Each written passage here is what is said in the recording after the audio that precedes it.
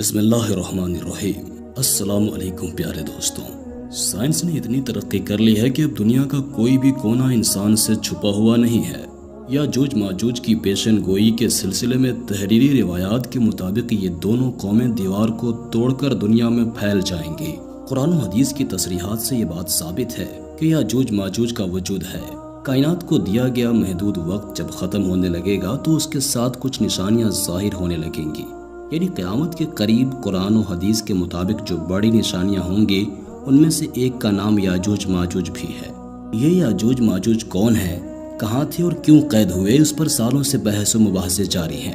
کسی نظریے کے مطابق ان کا خروج بہت پہلے ہو چکا ہے تو کسی کے مطابق ان کا خروج مستقبل قریب میں ہوگا، لیکن سچ کیا ہے اور کیا ہو سکتا ہے، آئیں ذرا اس پہلو پر روشنی ڈالنے کی کوشش کرتے ہیں۔ زمانے قدیم میں ایسی بہت سی قومیں گزری ہیں جو ظلم و جابریت میں اپنی مثال آپ تھیں، اور ان کی طاقت اور دہشت کی بنا پر ہر طرف ان کا ہی سکہ چلتا تھا۔ ایسے ہی ایک قوم یاجوج ماجوج کی بھی تھی۔ ظلم و جابریت کی داستان رقم کرتی یہ قوم کوئی اور نہیں بلکہ حضرت آدم علیہ السلام ہی کی اولاد تھی، اور بعض مفکرین کے مطابق یہ قوم حضرت نوح علیہ السلام کی اولاد میں سے ہے۔ حضرت نوح علیہ السلام کے 3 بیٹے تھے، جس میں سے ایک کا نام یافس تھا۔ یافس کے 12 بیٹے تھے اور ان میں 2 کا نام یاجوج اور ماجوج تھا، اور اسی سے یاجوج اور ماجوج کی نسل چلی۔ یاجوج ماجوج کے ساتھ جو نام زیر تذکرہ آتا ہے وہ ہے حضرت ذوالقرنین رضی اللہ تعالیٰ عنہ کا۔ حضرت ذوالقرنین کے بارے میں کہا جاتا ہے کہ یہ کوئی نبی نہیں ہے بلکہ اللہ کے ایک نیک بزرگ بندے اور بادشاہ تھے، جنہیں ذوالقرنین کا لقب چند وجوہات کی بنا پر دیا گیا تھا۔ ایک تو یہ کہ وہ زمین کی 2 انتہاؤں میں سفر کیا کرتے تھے، یعنی پورب اور پچھم کے بیچ، اور بعض کے مطابق یہ لقب روم اور پیرس پر حکمرانی کے سبب دیا گیا، اور طاقتور بادشاہ ہونے کے ناطے دنیا بھر کے بادشاہ ان کے تابع تھے، اور ان کے خالہ زاد بھائی حضرت خضر علیہ السلام ان کے خاص وزیر تھے۔ حضرت ذوالقرنین اکثر حالت سفر میں رہتے، اور اسی دوران وہ ایک سلطنت پر پہنچے جہاں ترک آباد تھے۔ یہ سلطنت آرمینیا اور آذربائیجان کے سرحد کے درمیان واقع ہے۔ وہاں 2 پہاڑوں کے درمیان ایک جگہ تھی جس میں ایک قوم آباد تھی جو ترکوں کا قتل عام کیا کرتی تھی، اور اپنی شر پسندی اور فتنہ انگیزی کے باعث بہت مشہور بھی تھی۔ یہ قوم بہت سی برائیوں اور شر انگیزیوں کا مجموعہ تھی، اور انتہائی طاقتور قوم تھی جس کا مقابلہ کسی کے بس کی بات نہیں تھا۔ یاجوج ماجوج کے اس دنیا میں دوبارہ نکلنے کے اہمیت کا اندازہ اس بات سے بھی لگایا جا سکتا ہے کہ دجال جو کہ قیامت کی بڑی نشانیوں کا مرکز ہے، اس کا تذکرہ قرآن میں کہیں نہیں ملتا، لیکن یاجوج ماجوج کا ذکر قرآن میں تفصیل سے موجود ہے۔ بہرحال ترکوں نے اس قوم کے ظلم و جابریت سے تنگ آ کر حضرت ذوالقرنین سے درخواست کی کہ وہ ان 2 پہاڑوں کے درمیان کا راستہ کسی طرح سے بند کر دیں تو ہم آپ کو اس کا معاوضہ دیں گے، لیکن حضرت ذوالقرنین نے بغیر کسی معاوضہ کے محض اجر و ثواب کی نیت سے اس کام کو کرنے کی رضامندی ظاہر کر دی، اور یہ طے ہوا کہ پہاڑوں کے درمیان راستے کو ایک مضبوط دیوار سے بند کر دیا جائے۔ چنانچہ انہوں نے ترکوں سے کہا کہ وہ مل کر ان کی مدد کریں۔ اس طرح بادشاہ نے پہاڑوں کے درمیان لوہے کے بڑے بڑے ٹکڑے ترتیب سے رکھ دیے اور کہا کہ ان پر آگ جلاؤ۔ جب وہ آگ لال ہوئی تو اس پر پگھلا ہوا تانبا ڈالا گیا۔ اس طرح ایک ناقابل تسخیر دیوار سامنے آئی جو بالکل کسی پہاڑ کی مانند لگ رہی تھی۔ اس دیوار کی بلندی کے باعث یاجوج ماجوج کے لیے اس پر چڑھنا مشکل ہو گیا، اور مضبوطی کے باعث اس میں سوراخ کرنا یا کھودنا بھی ناممکن تھا۔ اس طرح ذوالقرنین نے اس راستے کو ہمیشہ کے لیے بند کر دیا، اور یوں یہ قوم ہماری دنیا سے ہمیشہ ہمیشہ کے لیے الگ ہو گئی، اور اب ان کا اپنا الگ معاشی نظام اور طرز زندگی ہے۔ اس کے ساتھ ساتھ وہ اس دیوار کو بھی مسلسل توڑنے کی کوشش کرتے رہتے ہیں۔ وہ روز اس دیوار کو توڑنے کے ارادے سے آتے ہیں اور اس میں سوراخ کرنے کی کوشش کرتے ہیں، لیکن جب دیوار میں تھوڑا سا سوراخ ہونے لگتا ہے تو شام ہو جاتی ہے۔ پھر ان کا سردار ان کو واپس چلنے کا حکم دیتا ہے کہ چلو باقی کل کرتے ہیں، اور اگلی صبح تک وہ سوراخ دوبارہ خود ہی بند ہو جاتا ہے، اور قیامت تک ان کی یہ کوشش جاری رہے گی۔ وہ جگہ جہاں یاجوج ماجوج کو قید کیا گیا تھا، اس حوالے سے جغرافیات کے ماہرین اور تحقیق کرنے والوں کا یہ کہنا ہے کہ وہاں ایک سلطنت آباد تھی جس کا نام خزارہ تھا۔ اس قوم کے حوالے سے ایک مشہور کتاب دی جیز آف خزاری میں تفصیل سے بیان کیا گیا ہے، اور کہا گیا ہے کہ یہ قوم اس قدر طاقتور تھی کہ اس وقت کی بڑی بڑی فوجیں بھی ان کا مقابلہ نہ کر سکیں۔ جب ان کے خروج کا وقت آئے گا تو ان کی زبان سے ایک لفظ خود بخود جاری ہو جائے گا جس کی توفیق اللہ تعالیٰ نے تاحال ان سے چھین رکھی ہے، اور وہ لفظ ہے انشاءاللہ۔ جب وہ اس لفظ کو ادا کریں گے تو دیوار توڑنے میں کامیاب ہو جائیں گے اور ہر طرف ایک قہر برپا ہو جائے گا۔ یہ اللہ تعالیٰ کی مخلوق کو اپنی شرنگیزی اور فتنہ انگیزی کا نشانہ بنائیں گے۔ ان کی طاقت کا اندازہ اس بات سے بھی لگایا جا سکتا ہے کہ حضرت ذوالقرنین جو کہ ایک بہادر اور مضبوط بادشاہ تھے، ان کی فوج بھی ان کا مقابلہ نہیں کر سکتی تھی، اس لیے ان کو دیوار کے پار قید کر لیا گیا۔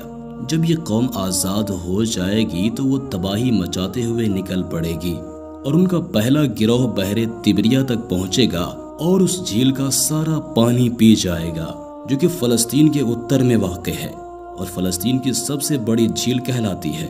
پھر جب آخری گروہ پہنچے گا تو حیران ہو کر کہے گا کہ یہاں کبھی پانی ہوا کرتا تھا۔ پھر یہ قوم ہر طرف فساد برپا کر دے گی، اور ایک وقت آئے گا کہ ساری زمین پر ان کا قبضہ ہو جائے گا۔ اور جب یہ قوم یروشلم کے پہاڑ پر پہنچے گی اور کہے گی کہ تمام زمین پر ہمارا قبضہ ہے، اور آسمان کی طرف تیر برسائے گی اور وہ تیر خون آلود ہو کر واپس آئیں گے، اس وقت حضرت عیسیٰ علیہ السلام کا ظہور بھی ہو چکا ہوگا، اور وہ دجال کو قتل کرنے کے بعد دنیا کا امن و امان واپس لوٹانے کی کوشش میں سرگرم ہوں گے۔ ایسے میں دجال کی موت کے بعد انہیں حکم ہوگا، اے عیسیٰ، وہ قوم نکل چکی ہے کہ جس کی طاقت کا مقابلہ کسی کے بس میں نہیں ہے۔ آپ یا تو کوہ طور کی طرف نکل جائیں یا پھر قلعہ بند ہو جائیں۔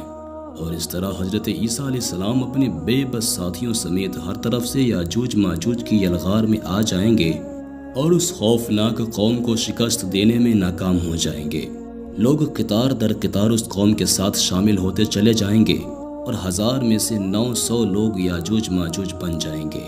حضرت زینب رضی اللہ تعالی عنہا فرماتی ہیں کہ حضرت محمد مصطفیٰ صلی اللہ تعالی علیہ وسلم نے ایک بار فرمایا تھا کہ عربوں کے لیے تباہی ہے اس شر سے جو بہت قریب آ چکا ہے، اور اس کے ساتھ ہی انہوں نے اپنی انگلی سے حلقہ بنا کر دکھایا کہ یاجوج ماجوج کی دیوار میں اتنا سوراخ کر دیا گیا ہے۔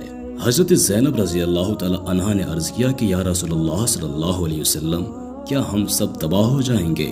حالانکہ ہم میں سے بہت سے نیک لوگ ابھی موجود ہیں۔ حضور صلی اللہ تعالی علیہ وسلم نے فرمایا کہ ہاں، جب خباثت بہت زیادہ ہوگی۔ صحیح بخاری۔ اس کے علاوہ قرآن میں بیان کیا گیا ہے کہ جس بستی کو ہم نے تباہ کر دیا تھا، اس کے باشندوں پر پابندی ہے کہ وہ وہاں نہیں جا سکتے یہاں تک کہ یاجوج ماجوج نہ کھل جائیں اور وہ بلندیوں سے اترتے نظر آئیں گے۔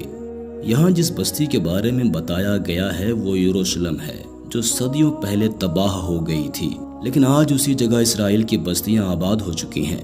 لوگوں کا آنا جانا لگ گیا ہے، جو کہ نہایت حیرانی کا باعث ہے، کیونکہ قرآن کے مطابق ایسا اسی صورت میں ممکن تھا جب وہاں یاجوج ماجوج نہ ہوں، لیکن ہم یہ نہیں کہہ سکتے کہ یاجوج ماجوج کا خروج ہو چکا ہے، کیونکہ احادیث کے مطابق یاجوج ماجوج کا خروج دجال کے موت کے بعد ہوگا۔ بہرحال سوال یہ پیدا ہوتا ہے کہ آخر اس قوم کا خاتمہ کیسے ہوگا؟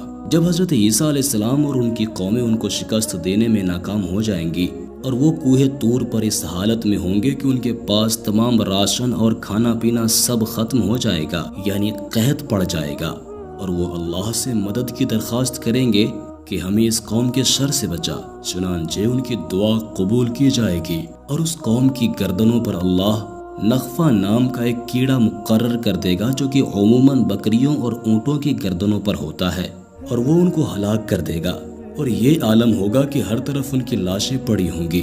پھر اللہ خاص قسم کے پرندوں کو مقرر کرے گا جن کی گردنیں اونٹوں کی مانند ہوں گی، اور وہ ان لاشوں کو اٹھا کر اس جگہ پر لے جائیں گے جہاں پر اللہ کا حکم ہوگا۔